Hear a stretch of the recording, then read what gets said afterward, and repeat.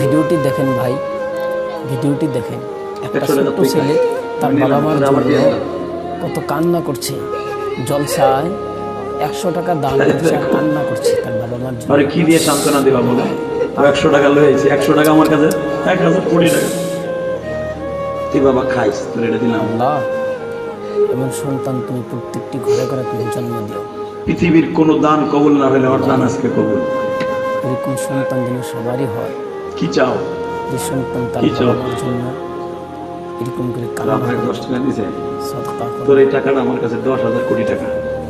আল্লাহ তুমি ওরে বড় আলম বানাও।